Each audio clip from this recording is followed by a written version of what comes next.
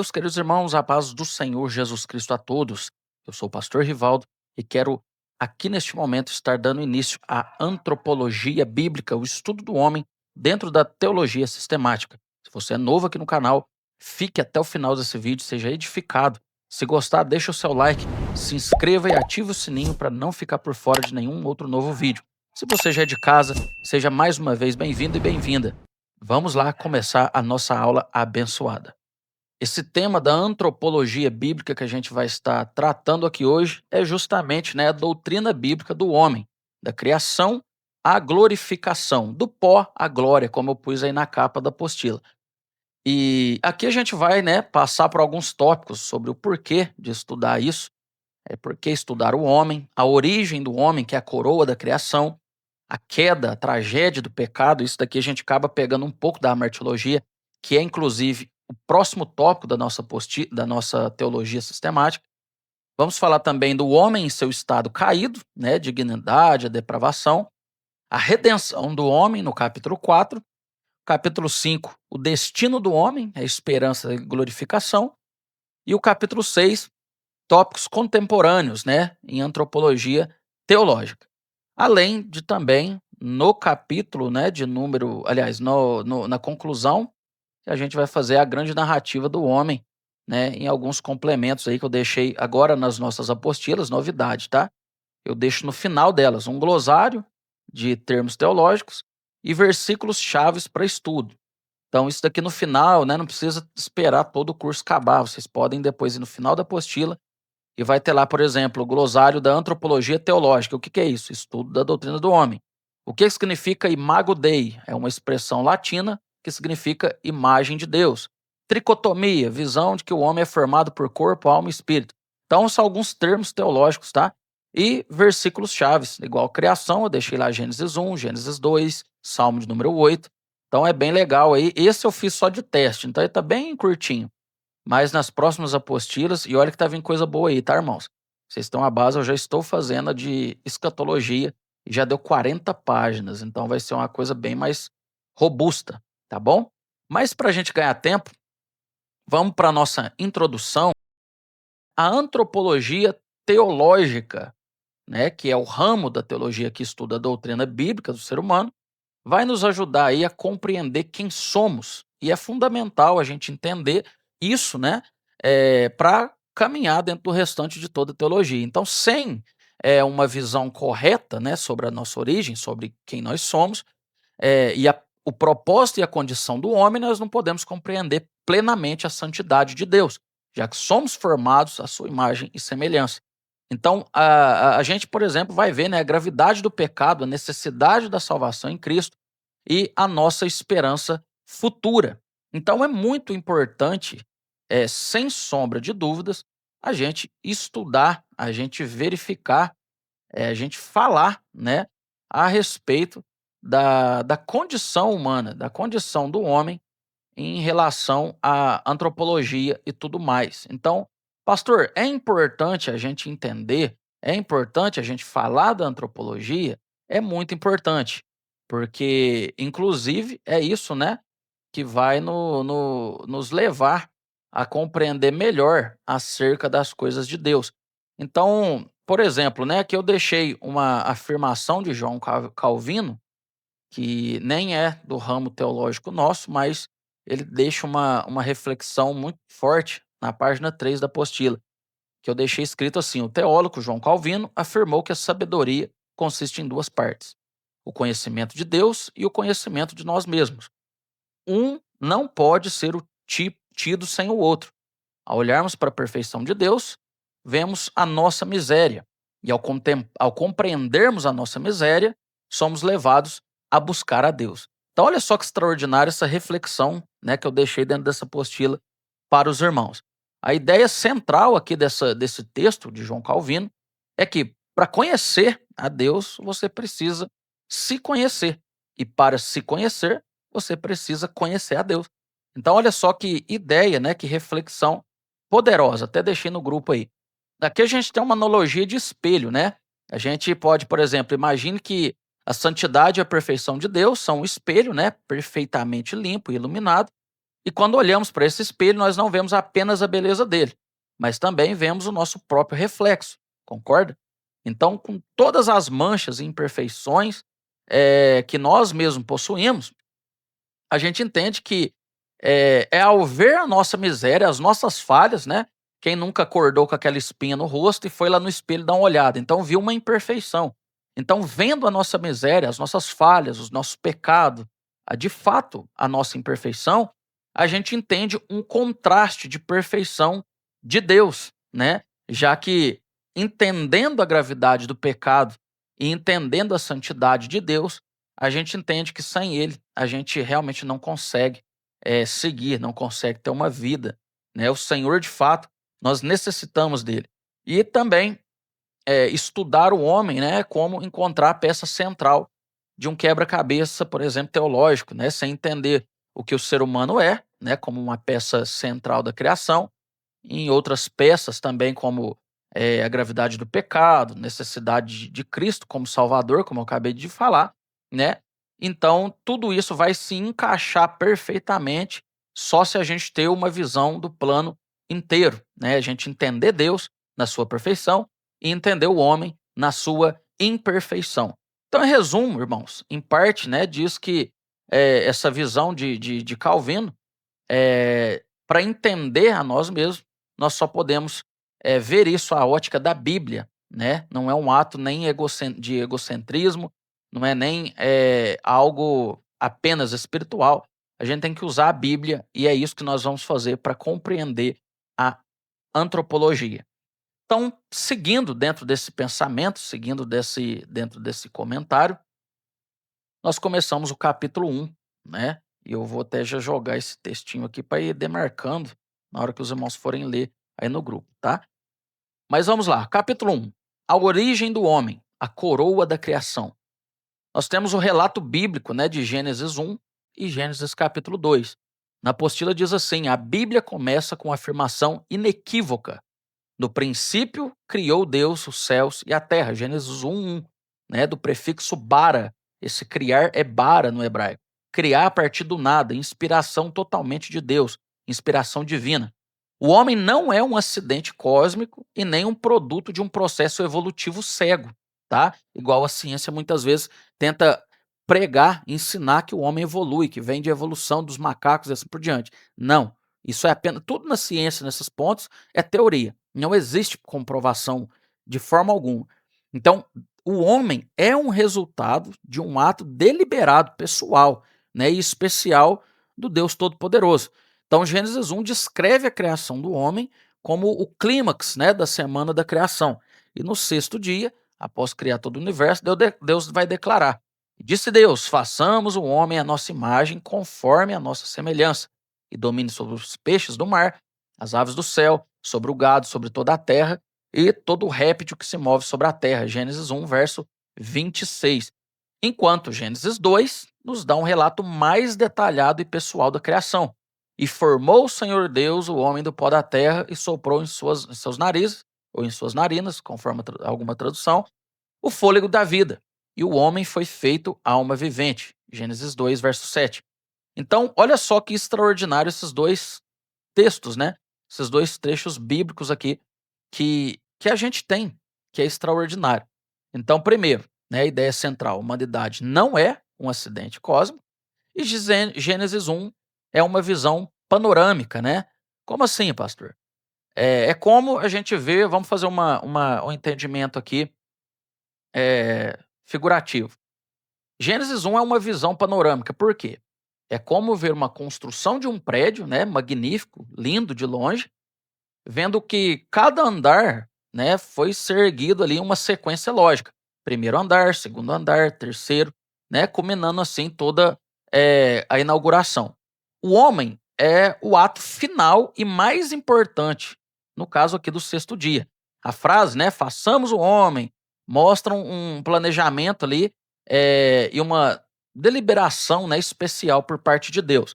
Enquanto Gênesis 2, né, que é eu gosto de falar que é o close-up ali, que é como se a câmera, né, focasse agora nos detalhes íntimos da criação do homem e não apenas, né, em outras partes, mas Deus não apenas fala como ele também age, né, como um artesão, pegando esses 2 textos. Então, eu até estou digitando isso daqui no teclado, deixa eu mandar para vocês, eu dei só uma corte na fala aqui para me mandar. Então olha só que extraordinário, né, esses 2 tipos de pensamento. A ação direta de Deus, né, que Deus põe a mão na massa, e ele forma o homem de fato do pó e sopra a vida nele. E isso vai mostrar uma intimidade, um cuidado que a gente não consegue ver nas outros pontos da criação. Repare que Deus fala para a terra gerar os seres dela. Deus dá ordem ao mar para que seja gerado todos os peixes, os seres viventes. Mas quando nós vamos falar, inclusive até a própria luz, né? E disse Deus: haja luz. E Deus fez separação das águas e assim por diante. Tudo isso não teve esse cuidado, não teve esse toque especial como Deus fez na criação do homem. Deus coloca a mão na matéria, né, no barro, na parte física. Deus sopra o fôlego de vida, coisa que ele não havia feito antes em nenhum ponto da criação. Ele deu a ordem apenas a ordem. Mas na hora de formar o homem, ele teve o tato, ele teve o fôlego, e aí o texto, né, junta tudo isso com a conclusão do verso dizendo que nós fomos feitos, né, a essa semelhança do próprio Deus Altíssimo. Então, irmãos, vocês conseguem reparar esse carinho de Deus na criação? Vocês conseguem reparar o quanto Deus foi é, extremamente cauteloso na formação do homem? E é por isso que Paulo depois, lá no 1 Coríntios, segundo, lá na carta aos Romanos, e tantos pontos, ele traz esse cuidado com o nosso corpo, não é só pelo fato, né, de estarmos, agora na graça, Novo Testamento, não é mais aquele costume ritualista de adorar o templo e assim por diante. Não, não é só isso.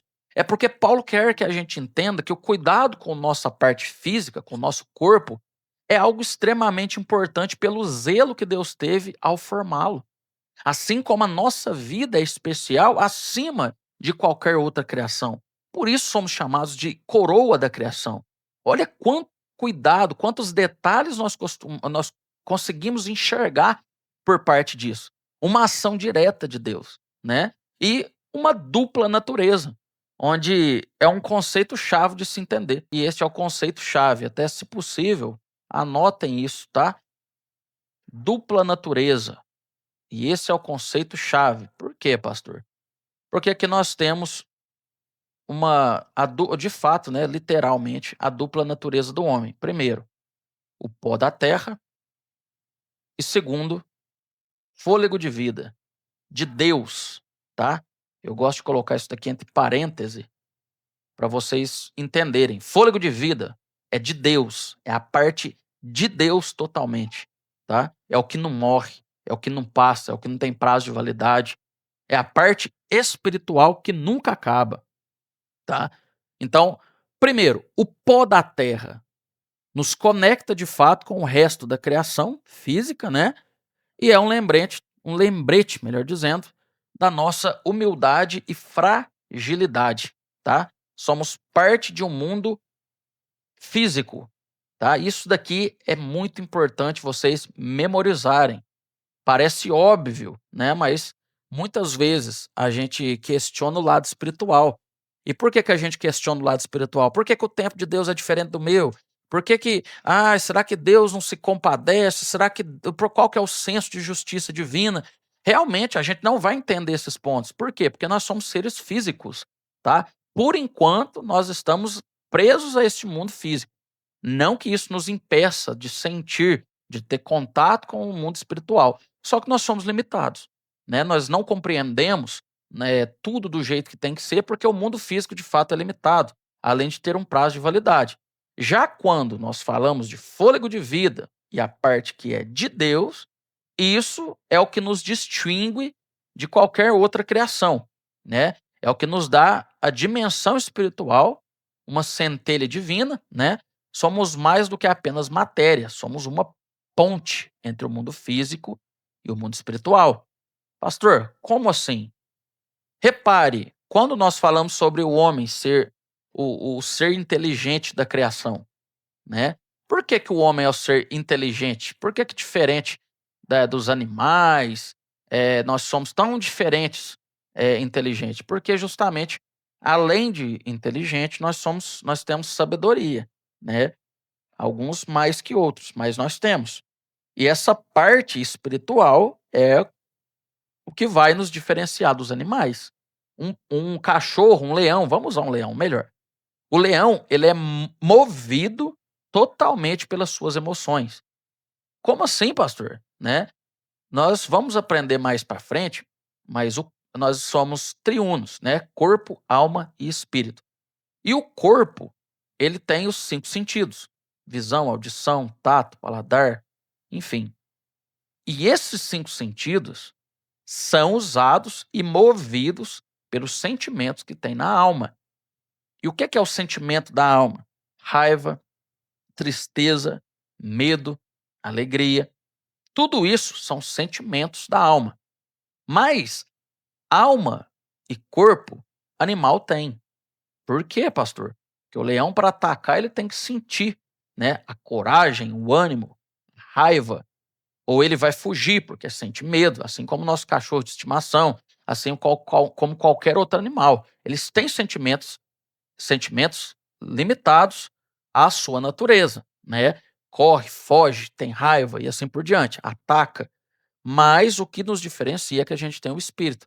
Aonde o fruto do espírito vai trabalhar? No caráter. Lembra da pneumatologia, aula passada?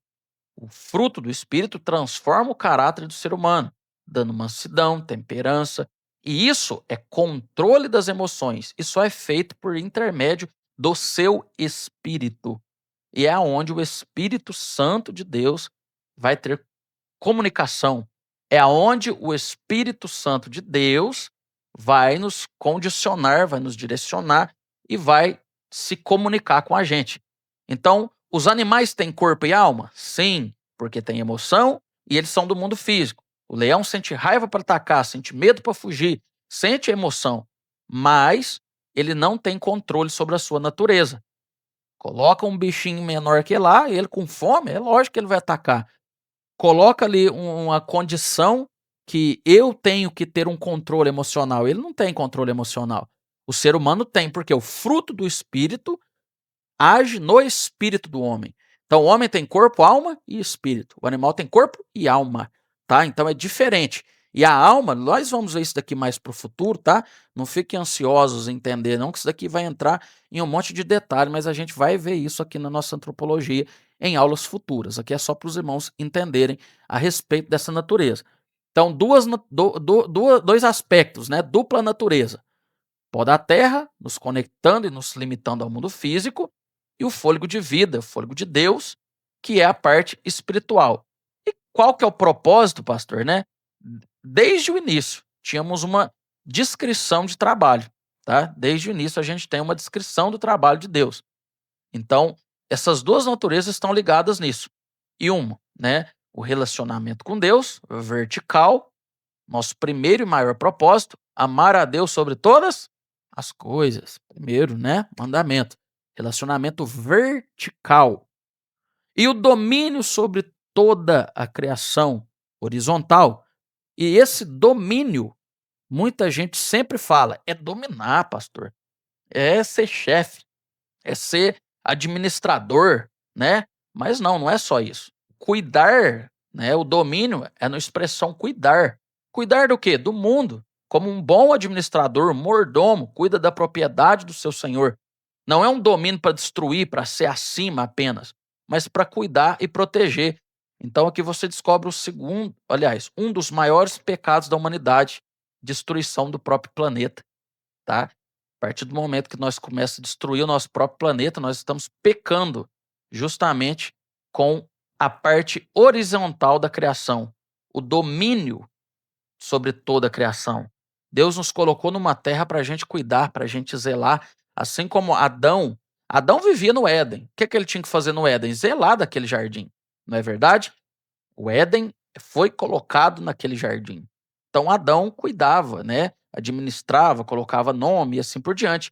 Só que depois da queda e o homem sai ao mundo, o mundo se torna tudo isso. E é de nossa responsabilidade cuidar disso também. Então, irmão, vocês estão compreendendo a profundidade? Olha que a gente está no Gênesis 1, verso 2, tá?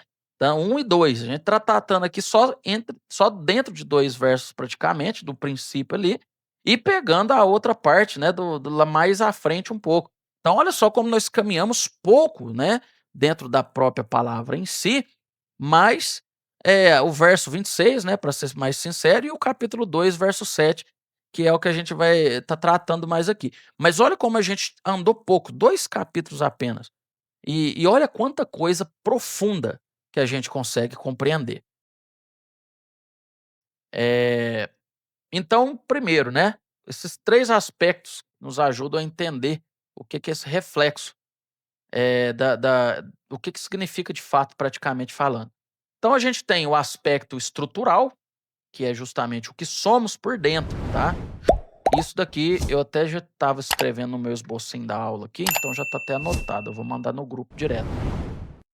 E veja bem, aspecto estrutural, o que somos por dentro. Primeiro, racionalidade, não é só ser inteligente, tá? É a capacidade de pensar sobre o próprio pensamento. Então, como assim? É a reflexão, né? Fazer pergunta dentro dos seus próprios pensamentos. O ato de criar uma arte, né, de usar a linguagem complexa e de buscar o conhecimento, e nenhum outro ser na Terra faz isso. Não tem como um leão pintar uma obra de arte, né? A não ser que um humano vai lá e treina ele fazer movimentos repetitivos, mas é a única coisa que ele vai fazer. É igual papagaio. Papagaio não é que ele fala à vontade, né? Ele vai repetir falas. E tantas outras coisas mais. Adestramento, né, é outra coisa. Aqui a racionalidade é o ato, o fato, né. E olha só que extraordinário, irmãos, eu sinto a glória de Deus de falar disso, de verdade, irmãos. Olha que extraordinário. Ô glória, eu tô sentindo Deus, irmão. Olha que lindo. Princípio, criou Deus. Lembra do bara, a palavra do hebraico que eu falei criar a partir do nada? Olha a semelhança que você tem com Deus. Nenhuma outra espécie consegue criar nada, mas Deus te fez com a capacidade de ter inspiração para fazer alguma coisa. Um arquiteto olha o terreno vazio e projeta uma casa. O artista olha na tela ali da pintura branca e vai lá e cria um desenho a partir do nada. Olha como nós somos parecidos com Deus nessa parte. Oh, glória! Eu tô sentindo Deus, irmãos. Aleluia! Olha que coisa extraordinária, queridos. Você tem uma semelhança com Deus e isso te identifica como filho. Isso te identifica como filha, aleluia. Isso te identifica, irmãos. Tá vendo como às vezes o pecado vai nos deixar preso em uma visão que nós não conseguimos entender isso. Muitas vezes a pessoa tá lá tirando a vida e não para pensar o quão próximo de Deus ele é, mesmo sem ter conhecimento às vezes disso. Olha que extraordinário, né? Você tem racionalidade, você tem capacidade de criar. O efeito do bara da criação, ele age ainda na sua vida, irmão. Sua glória, que coisa extraordinária. Além disso, né, Deus nos dá a moralidade, que é, né, aquele grilo falante interior, né, a consciência. Quem nunca, né? Olha só, e o Espírito Santo usa muito isso daqui, tá? Mesmo em culturas distantes, existe aí noções, né, do certo e do errado. Então, dependendo do país, dependendo da cultura que você segue, você sabe o que é certo, você sabe o que é errado. Já um animal não vai saber o que é isso, né? Põe um bebê de frente com o elefante, ele vai passar ali, vai esmagar, não tá nem aí. Não sabe o que é isso. Já nós não, nós temos moralidade, né? Isso é um eco da santidade de Deus em nós. Olha isso, irmãos. Pega isso daqui, pelo amor de Deus, né? Eu falei da racionalidade que une o bara, o ato de ter inspiração para você fazer alguma coisa. Agora eu estou falando da moralidade. A justiça, a santidade de Deus, ela está sendo aplicada na moral que o ser humano carrega, né? Então, olha só, duas características eu falei até agora e como isso já te faz ser semelhante de Deus, né? E a espiritualidade, o ser humano é o único que constrói altares, que ora, é o único, né? Você não vê um animal baixando a cabeça para orar, não tem isso, né? Então você é a única criação que consegue se comunicar dessa forma com o Senhor. Então ele ora, né? Que olha para as estrelas e pergunta, né, sobre o seu sentido de vida. Nós temos um vazio do tamanho de Deus que só pode ser preenchido de fato por Ele. Então nós temos espiritualidade, nós entendemos o Espírito, a sede que não vem de água, a fome que não vem de comida. Nós temos o sentimento do nosso espírito. Tem muita gente que fala, eu queria sentir alguma coisa de Deus, e já sentiu tantas vezes, só que não tem compreensão. Lembra de Samuel? Deus falou com ele, o que, que Samuel fez? Foi lá perguntar a ele o que, que ele tinha falado. Era Deus que falava, mas Samuel não conseguia entender que era Deus. Então, da mesma forma, a espiritualidade, de acordo com que você amadurece espiritualmente, você consegue compreender quando Deus está se comunicando. É o fato de você entender o vazio que tem dentro de você, é o fato de você entender que a riqueza que você conquista nessa terra não vai suprir o teu vazio. Então, tudo isso é muito extraordinário, irmãos. E por último, a imortalidade. Nossa existência não acaba com a morte do corpo. O nosso espírito barra alma que eu coloco, porque é aquele ponto, né? A parte espiritual que não irá ser mantida, ela volta a Deus. Então aqui a gente vai aprender mais isso futuramente. Mas, foi feito de fato para durar para sempre, tá. Foi feito para durar para sempre. Então a parte espiritual ela dura para sempre, o que vem de Deus não tem como ser destruído. E aqui eu bato de frente com os teólogos que afirmam, né, sobre aquele ramo da teologia que ensina a respeito da destruição do pecador no fim de todas as coisas. Eu não creio nisso. Tá? Senão não faz sentido o final da parábola de Mateus capítulo 25, irmãos. Né? Pastor, o que que lá fala? Vamos lá, ó. Mateus 25. Se você tiver sua Bíblia, quiser abrir aí também, fica à vontade. Mas se você pega aqui a parábola das 10 virgens, certo? Verso 46 da parábola de Mateus 25. Olha o que está dizendo, ó. Irão estes para o tormento eterno. Está falando tormento momentâneo? Está falando de destruição aqui? Mas os justos para a vida eterna. Isso daqui para mim é bem claro. E senão fica simples demais. Eu já escutei gente que acreditou nisso daqui falar assim: "Ah, então vale a pena, porque o fato de eu não conseguir minha santidade só não vai me levar à salvação. Mas se eu vou deixar de existir, o propósito do suicídio não é tirar a vida que está aqui, irmãos? Não é a pessoa cortar o sofrimento dela? Então, se a gente começar a ensinar que o tormento eterno não existe, que a alma condenada vai ser destruída, tem muita gente que vai se apoiar nisso para não se santificar. Então, eu não creio nisso e não aconselho ninguém a acreditar. Se você acredita, eu, infelizmente, não compartilho da mesma ideia com você, tá? Mas Jesus foi bem claro em dizer sobre tormento eterno e vida eterna. Então, o final das todas as coisas é tormento eterno, sim. Não crê, tá aqui a palavra de Jesus. Mas por que que eu tô falando disso daqui? Porque a parte espiritual, a parte do homem, né, ela é eterna. O Alisson mandou no grupo aí, né? Deus tem falado a todo instante, mas temos dificuldade não em crer, mas em aceitar que Deus realmente está falando. Aí buscamos a confirmação do homem em algo palpável, algo que vemos frente a frente. É como se o sobrenatural fosse algo impossível para aceitarmos. Um ótimo texto, uma ótima observação. E é justamente isso. A gente falou disso até na EBD, né? A respeito do chamado que se perdeu. As pessoas quer ser pregador, quer ser levita e pensa nas riquezas, né?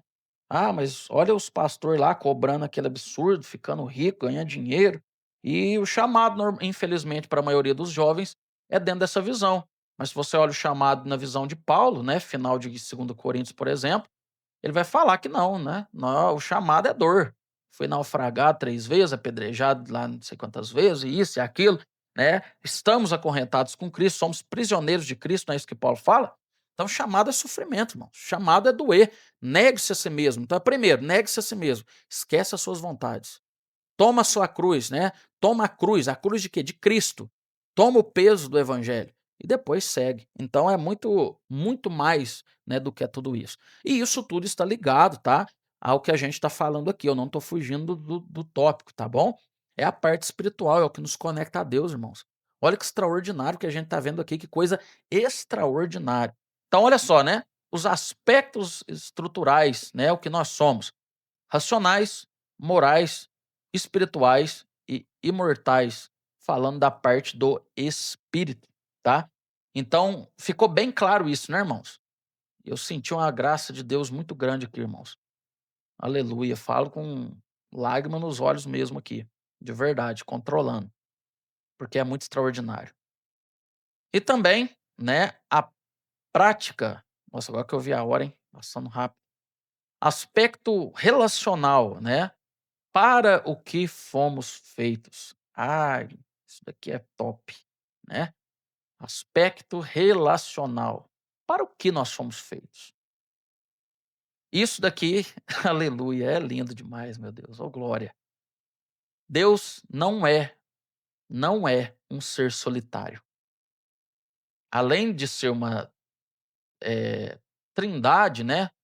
Essa palavra vem sendo aí cada vez menos utilizada para falar divindade, mas a trindade, Pai, Filho e Espírito, mesmo em um, mesmo sendo um, nessas três formas diferentes, uma comunhão de amor, né, traz o motivo da nossa criação. Então, como fomos feitos à sua imagem, nós também fomos feitos para um relacionamento. E esse relacionamento não é só com Deus, é um relacionamento entre nós. Por isso, do segundo mandamento: amar o próximo como a ti mesmo. Irmãos, ninguém conhece a árvore melhor do que aquele que a plantou. Ninguém conhece a nossa casa melhor do que o arquiteto que a projetou e quem mora nela. Da mesma forma, quando Deus nos fez, Ele nos fez para nós termos relacionamento. E ninguém, nenhuma criação vai ter um relacionamento como o nosso. Tá? O máximo ali são as revoadas ali, as manadas, né, o gado que anda junto, os pássaros que voa sincronizado junto. Tem aqueles que até atravessa parte do globo aí, em ciclos, né, de acasalamento, de multiplicação e tudo mais, mas é um relacionamento dentro das voltado, né, e fixado à sua própria natureza. Já o ser humano não. O ser humano é igual pet, né, você tem um cachorrinho, uma cachorrinha igual, pelo menos não sei se vocês é revoltado igual o meu, mas quando a gente pega outros bichinhos pra pôr junto com ele, o bichinho ficava irado, né, querendo matar de todo jeito. Então, pra vocês verem que o relacionamento animal é muito diferente do que é o nosso. Já nós, seres humanos, não, né, além do relacionamento com o criador, nós fomos feitos para nos relacionarmos, né, e é por isso que a boa comunhão sempre é bem vista por parte de Deus. E é por isso que a solidão dói tanto. Eita, meu Deus, olha que coisa linda, irmãos. Olha, eu não sei se você está pegando o que nós estamos tratando aqui, mas olha que coisa profunda e extraordinária. Já parou para pensar o porquê que a depressão é triste? O porquê que o isolamento é um dos piores castigos que o ser humano tem? Porque nós não fomos feitos para viver em solidão. Nós somos projetados para nos conectar com Deus em adoração e oração e com as pessoas, família, amizade, comunidade, comunhão em si, né? A criação da mulher para o homem, em Gênesis 2, é a prova máxima, né, de que não é bom que o homem esteja só. Não é isso que Deus fala, irmãos? Ou eu tô doido, né? Não tô. Então é isso que Deus fala. Nós somos seres criados para viver isso. Tá tudo aí no grupo que eu acabei de falar, tá? Deixei o textinho aí. Então nós temos esse aspecto relacional, né, para sermos tratados. E o aspecto funcional, o que fomos criados para fazer. Então olha só, nós vimos o porquê nós fomos feitos para ter relacionamento, né? Fomos feitos para nos relacionar e agora nós fomos criados para fazer o quê? Ser a imagem de Deus também é uma tarefa, tá? Então imagina um embaixador aí que representa seu rei, né, seu líder ali em uma terra distante, e nós somos embaixadores de Deus na terra.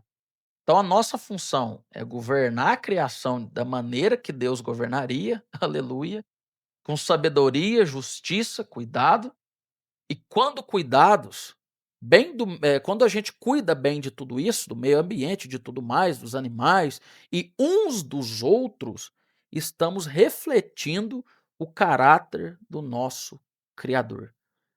Deus, no final de tudo que ele fazia, ele falava o quê? É tudo muito bom.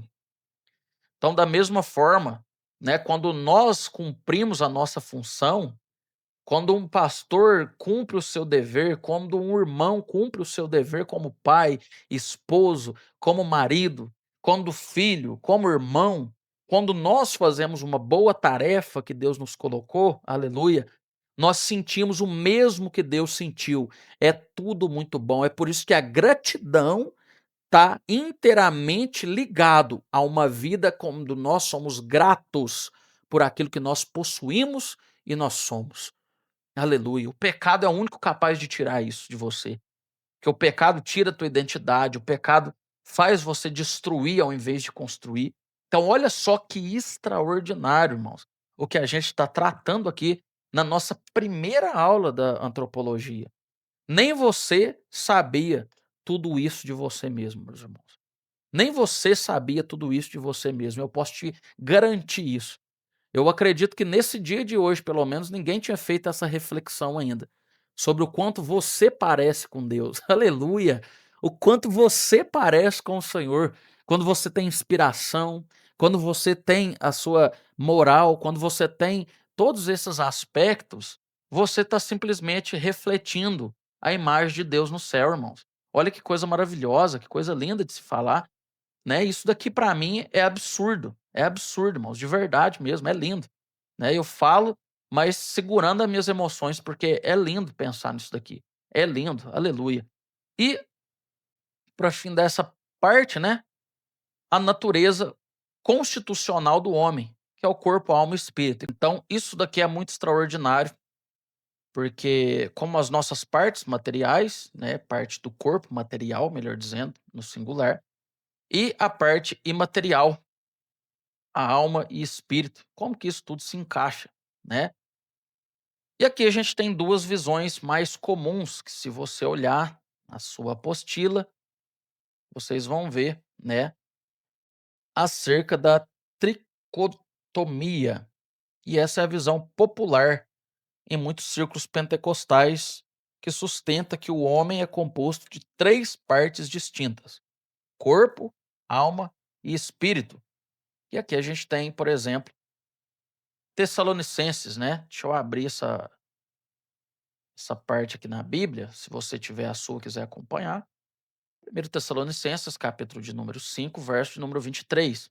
E o mesmo Deus de paz vos santifique em tudo, e todo o vosso espírito, e alma, e corpo sejam plenamente conservados, irrepreensíveis, para a vinda de nosso Senhor Jesus Cristo.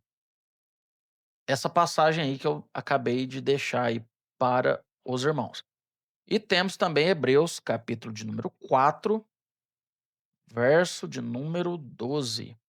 Tá também aí a referência na nossa apostila, tá? Que diz assim: porque a palavra de Deus é viva e eficaz, e mais penetrante que uma espada de dois gumes, e penetra até a divisão da alma e do espírito, e as juntas e medulas, e é apta para discernir os pensamentos e intenções do coração. Então aqui tem base bíblica para tudo isso que eu estou falando, tá? E aqui é por isso que eu gosto, né, da parte tricotômica, né, ou tricotomia. Eu vou jogar essa parte aí no grupo de uma forma um pouco mais explicada aqui, ó, as três partes. Deixa eu jogar aqui no grupo que a gente vai comentando em cima. Veja bem, corpo, nosso hardware, né? Eu usei um termo que eu trabalho, tá? Talvez você não entenda muito, mas eu vou explicar aqui para vocês. O hardware é justamente a parte física do computador, tá? Então tem o gabinete, ou você tem um notebook, é a parte que você toca, é o palpável. Tudo que é físico ali é chamado de hardware, tá? Então é a parte física que interage com o mundo, né? Então o meu dedo, por exemplo, é palpável, né? Então eu sinto. A alma é o nosso software, é a nossa personalidade e a nossa mente com base nas emoções, né, e na vontade, é o nosso eu, tá? Eu sou aonde eu carrego as minhas emoções, a minha saudade, a minha alegria e assim por diante. Então o software que, quando a gente trata isso na eletrônica, né, na informática, a gente fala de um programa em si, então a gente está falando sobre o nosso programa, nosso sentimento, a nossa emoção. E o espírito, né? Seria como a nossa conexão Wi-Fi com Deus. Eu achei essa forma bem melhor de explicar, tá? Então vocês não ri, não. Mas é a parte mais profunda que nos permite perceber, né? E nos conectar com Deus. Segundo essa visão, assim, né? Foi essa antena que quebrou na queda e que o Espírito Santo conserta quando a gente nasce de novo. Então, quando o homem caiu em pecado, a conexão do Wi-Fi foi cortada ou diminuída, né? E o Espírito Santo é o que nos reconecta ao Senhor de uma forma tão grande, tão extraordinária. Eu não sei, né, se vocês chegaram a perceber isso, mas o Espírito Santo, ele é tão extraordinário que se não fosse ele, a gente estaria ainda naquele primeiro momento com Deus, né, sem entender nada, sem ter discernimento e assim por diante. Então, olha como é importante a gente compreender, né, o Espírito Santo, entender a importância dele dentro da tricotomia, né, na parte espiritual. E existe, né, um ponto importante e que deve ser falado, porque aqui a gente tem que falar nessa parte também, que é a dicotomia, tá? A dicotomia é um pouco diferente. Vou lançar ela no grupo também. O corpo é a parte material exterior, não muda nada, tá? É como o hardware mesmo que eu acabei de falar agora acima aí. E a alma barra espírito, que seria a segunda parte, né? A parte material ou interior. E essa visão da dicotomia, ela vai argumentar que a alma e o espírito são apenas duas partes diferentes para descrever a mesma coisa. Então é como dizer que o meu cérebro e a minha mente são as mesmas coisas. Não são 2 coisas separadas, né, mas 2 formas de falar da mesma coisa. Então, alma seria a nossa essência, né, vista em relação à vida terrena, e o espírito seria essa mesma essência, só que vista na capacidade de se relacionar com Deus. Eu prefiro olhar sempre mais pelo lado da tricotomia, que eu acho muito mais explicado e mais fácil de entender. Então, tá, eu prefiro a parte tricotômica, tá? E eu acredito que a maioria também, porque fica mais fácil de ser estudado. E o ponto mais importante, né, como eu deixei na apostila aqui em si mesmo, 2 ou 3 partes não é o centro aqui do que a gente está tratando. O fundamental é a gente saber que somos uma unidade complexa, tá? Deus criou tanto o nosso corpo quanto a nossa alma. Ambos são importantes, né? O plano de salvação para Deus envolve, de fato, a redenção do ser por completo, não é metade. O arrebatamento fala o quê? O corpo é transformado, não é isso? Então o corpo não vai ser desprezado, né? Então o corpo glorificado e o espírito aperfeiçoado na eternidade faz parte de tudo. Então, aqui, irmãos, nós temos o ponto-chave de tudo isso, né? Ambas as visões que nós temos aqui, né? Ambas visões têm suporte bíblico, tá? E vamos aqui, primeiro, tricotomia, que é a parte de Hebreus, né? E a parte de 1 Tessalonicenses, que eu vou jogar aqui rapidão, tá aqui, ó. E a dicotomia, né? Essa visão tem algum sustento também bíblico, pastor? Tem.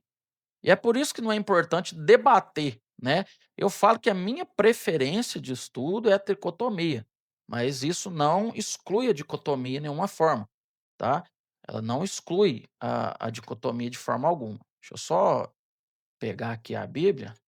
Ó, Eclesiastes, por exemplo, tá? Eclesiastes, capítulo de número 12, versículo de número 7. E o pó volte à terra, como era, e o espírito volte a Deus que o deu. Então aqui o escritor fala apenas dessas 2 partes.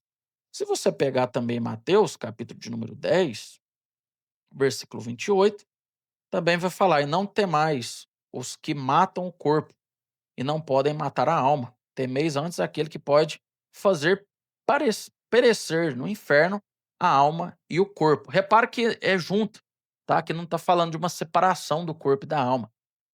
Então aqui na dicotomia também tem essas referências bíblicas, tá? Mas para estudo eu prefiro a tricotomia, porque eu acho ela mais completa, tá? E uma complementa a outra mesmo de fato. Então vou deixar no grupo também essa anotação aqui da dicotomia. Irmãos, enfim, essa, né, já está dando o nosso horário. Essa foi a nossa primeira aula, né. A segunda aula a gente vai falar da queda do homem e a tragédia do pecado, e tem muita coisa para a gente falar também. Será uma aula extraordinária. Com base no que a gente falou aqui, né, o corpo, que a gente chama de soma, né, no grego, a alma, psique, e o espírito, neuma, lembra da neumatologia? Então, amém, irmãos? Então vamos orar, agradecer ao Senhor Jesus Cristo por mais essa aula abençoada, que o Senhor Jesus possa estar cuidando da nossa noite também, em nome de Jesus. Eterno Deus e meu Pai, em nome do Senhor Jesus Cristo, nós queremos te glorificar neste momento. Obrigado, Senhor, por mais uma aula abençoada que o Senhor nos deu. Que a sua graça, que a sua misericórdia esteja sobre as nossas vidas. Que o Espírito Santo do Senhor possa, meu Pai querido, usar todo esse entendimento, todo esse conhecimento a favor de nós, meu Pai, nos tornarmos ainda mais sensíveis à sua voz. Que tudo seja para a tua honra, que tudo seja para a tua glória. Obrigado pela tua presença, obrigado pelo teu conhecimento, em nome do Senhor Jesus Cristo. Amém. Meus irmãos, a paz do Senhor a todos. Muito obrigado pela sua atenção, pelo seu tempo. Tenha uma ótima noite. Fica com Deus, em nome de Jesus. Paz do Senhor Jesus a todos.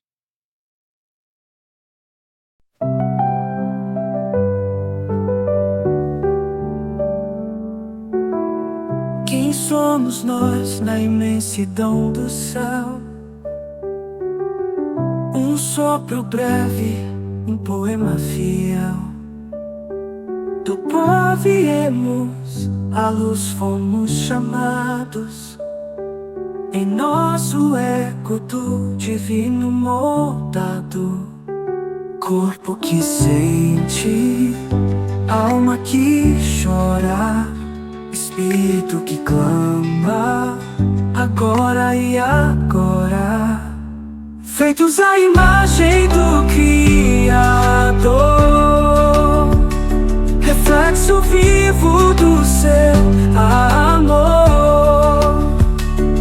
Corpo, alma e espírito em comunhão. Somos parte da eterna criação.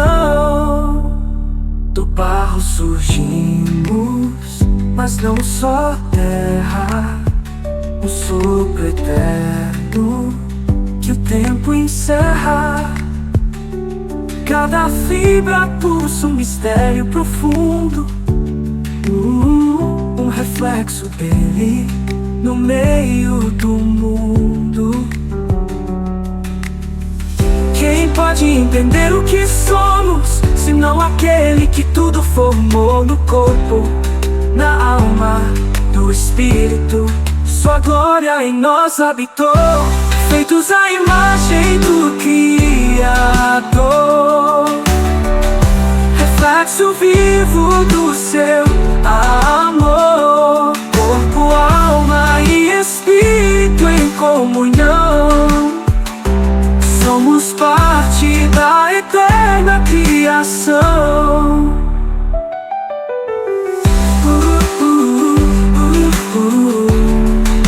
Somos parte da eterna criação.